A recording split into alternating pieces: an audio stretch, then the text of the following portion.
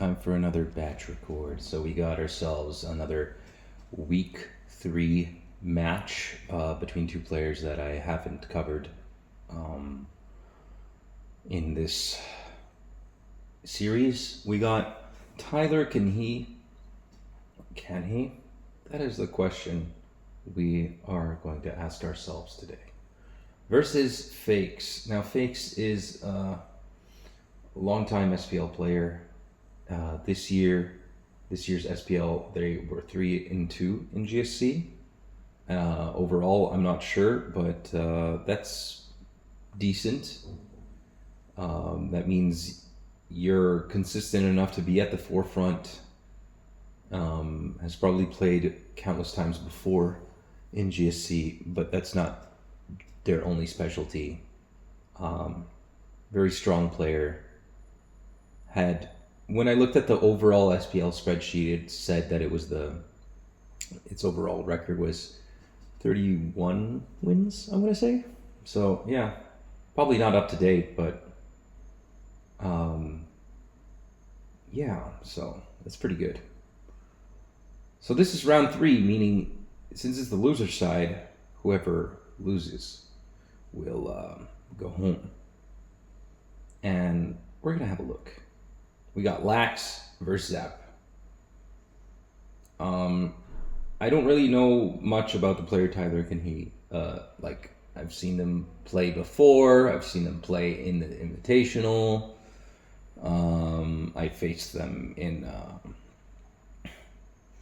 the Johto League. Okay, so I like Zap Fori Golem. That's pretty nice. All right, we got a double electric versus a Golem plus Fori. So far, that's what we see. Now, the first time that you switch into an electric, you can safely go to Golem. But the second time, you're going to go to Lax. Yeah. Lax can take a Thunder better than Golem can take a Hidden Power. In comes Cloyster, so that's what is going to be... that's what's going to bring in the Spiker. Fakes is going to try and prioritize damage, which is a good play because that, as we can see here, we have a Spiker plus Spinner. Dealing damage to one of these two is obviously going to propel you forwards in the Spikes War. In comes Gengar.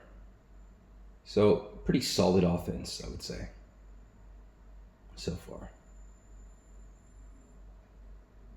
There's a Golem doing some damage to the Snorlax, but in turn, it gets put to sleep. In comes Fori, and it could attempt to spin once. It's not going to do that. It's going to keep the spikes.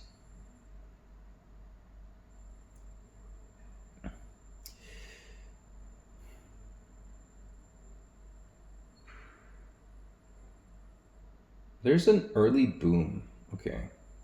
Early boom from Fakes, but the Gengar suddenly threatens the Golem now. So this makes the Gengar very problematic. Raikou coming in. It could die here to an explosion. And that's exactly what happens. We don't have enough time to see Crunch Raikou do much. Fakes exploding despite being down. It's interesting, to say the least. It does put Tyler in a position where he's not as resilient against electrics anymore. And he does have the Fori here. He might just let it rip. This might be 4 booms. In comes Vaporeon. Alright. That's interesting. Zap doubling. Wow. Impressive double switch by Fakes. Golem coming in, can't do anything about these spikes right now. And it's going to go down. But I feel like there's a much more urgent matter at hands, which is the Vaporeon in the back. And Zapdos is going to be the thing to decide whether or not Fakes gets the win. or Tyler gets it. Why do I say this? Because as of late, a lot of Vaporeons are acid armor, and so that means that the Lax is not going to be able to contend with this. So, unfortunate for Tyler, his Zapdos is the one we're going to see go first. It's a double-edged sequence that actually goes in favor of Fakes here because he gets to bring in Vaporeon for free. He's gonna... What's he gonna do? He is going to Acid Armor. And he'll do it again. First turn of Toxic is weaker than regular poison.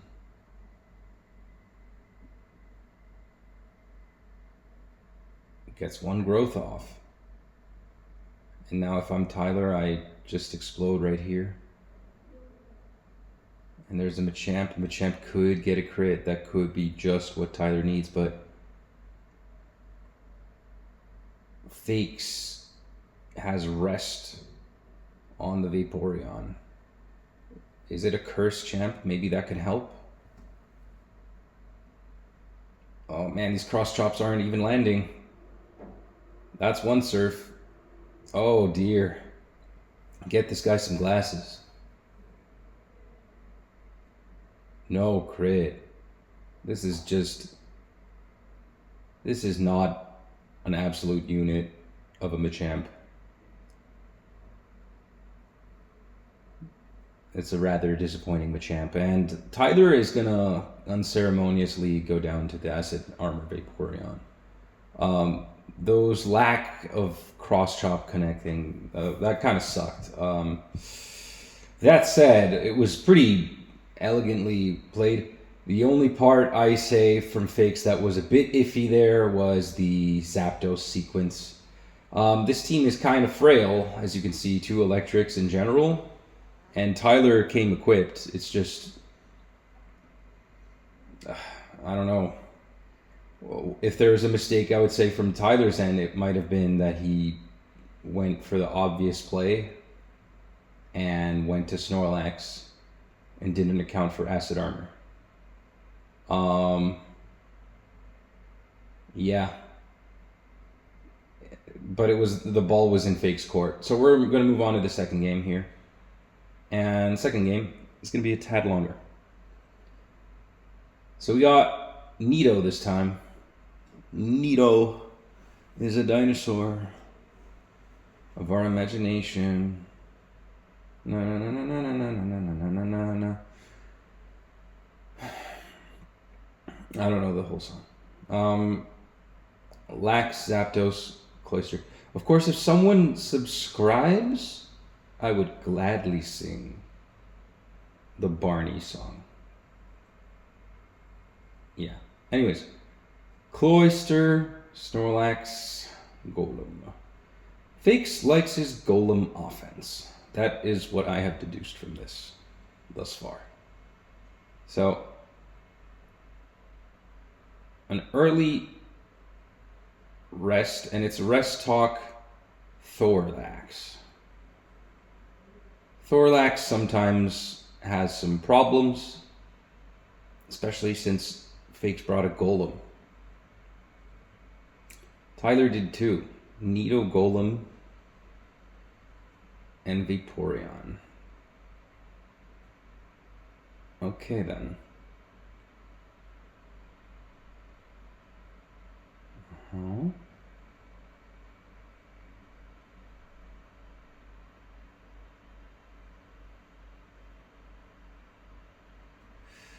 Okay, so the entire team of Tyler's has been revealed. I'm just gonna guess that Fakes' last is a Gengar, but you know, could be anything. Golem's gonna explode, taking out the Cloyster. So Fakes gets to keep his spikes, and yeah.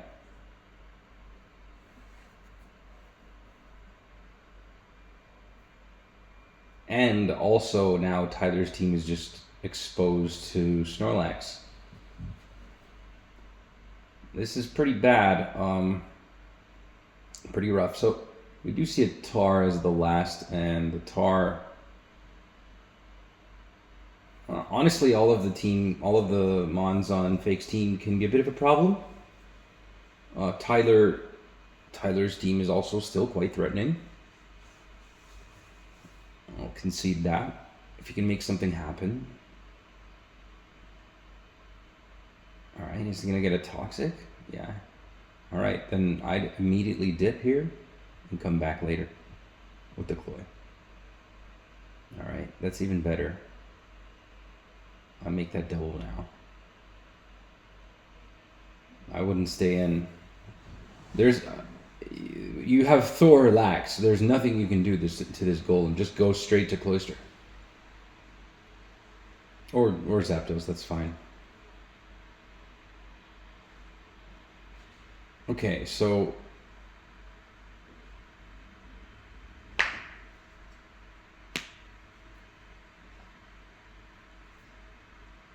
I feel like this team of Tyler's hinges entirely on the ability to one-shot the Zapdos with a counter from Nidoking. And since there's just no Zapdos action, the Nidoking isn't even coming in to begin with.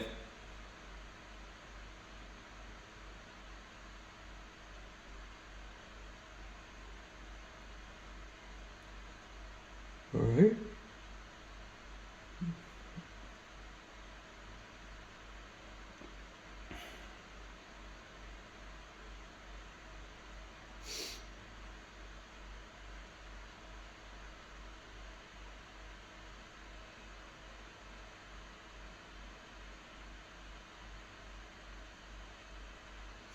I'd go hard lax. Oh, nice. Is he staying into spike? Yep, that's good. That's a good sequence.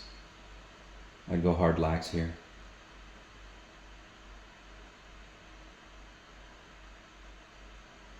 Double spin. Double spin offense with tar. Huh. You learn something new every day.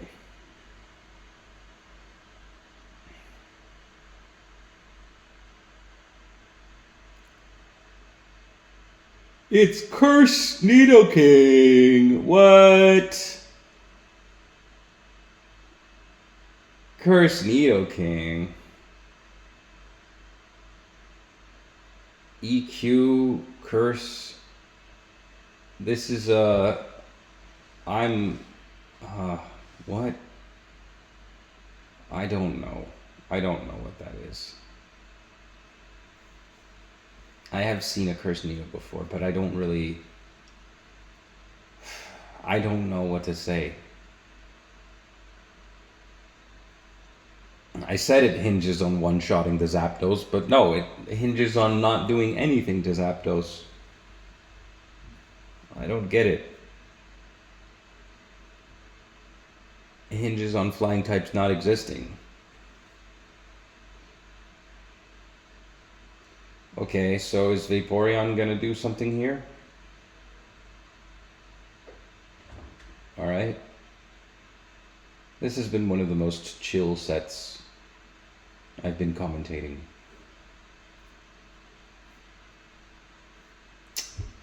Oof. This team can't do anything. I feel like a Sleep Talk Earthquake would have been way better to make progress.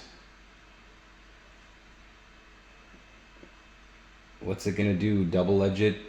I don't know.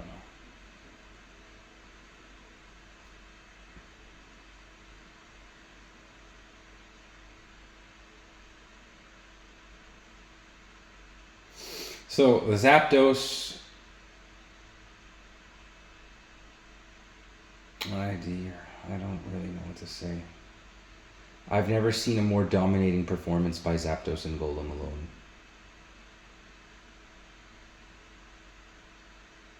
There's the boom.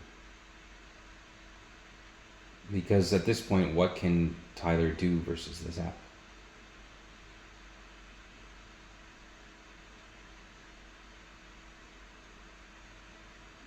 I wouldn't risk it though. I would go to tar. I guess the tar kind of invites in the Nido King. But I'll go to lax.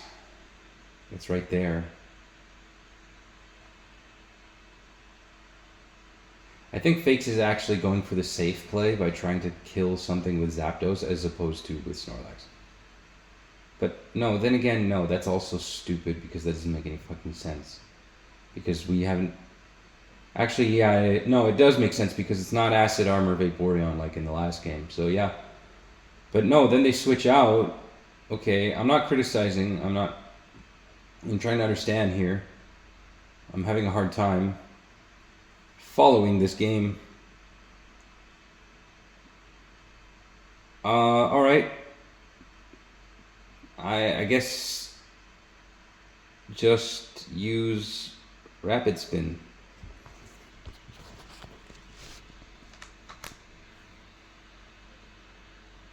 And he switches in the T-Tar on the Vaporeon. What the fuck?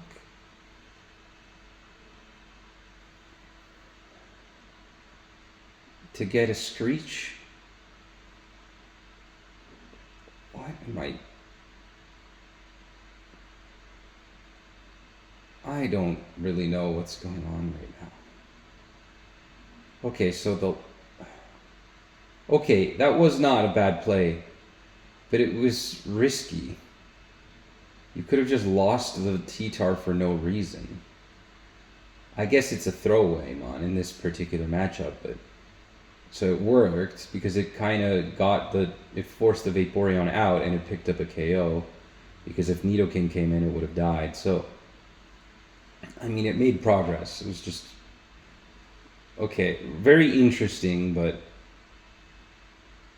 okay, the me can recover here. Goes for the spin and dies to poison. Unceremoniously dies to poison. Was that necessary? What switches are they going to force against the Zapdos?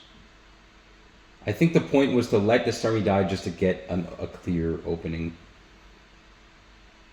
Okay. Now is the moment of truth, I guess. Are we going to see a counter? Okay, so there is an Ice Beam. I am baffled. I am befuddled. I am dumbfounded. I'm kerboppled. I'm discombobulated. I am discombobulated by this set. That is the most apt description. No Morning Sun Nidoking that has no recovery. Just Lovely Kiss, Ice Beam, and a party trick. There's a crit. There's a crit.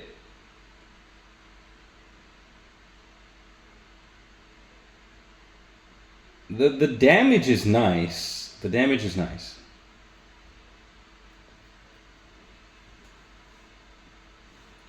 A solid 3-hit KO.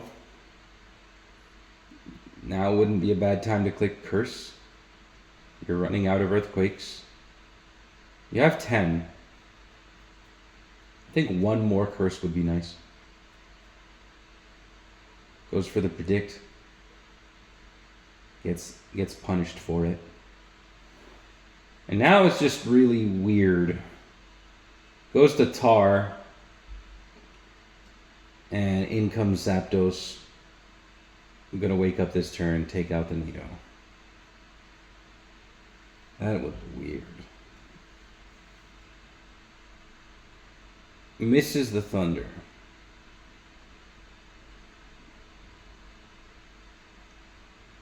Seven Thunders left. Only needs 2 to connect, realistically. It's a 49% odds. But it's 49% odds of the game permanently ending, so they're good odds.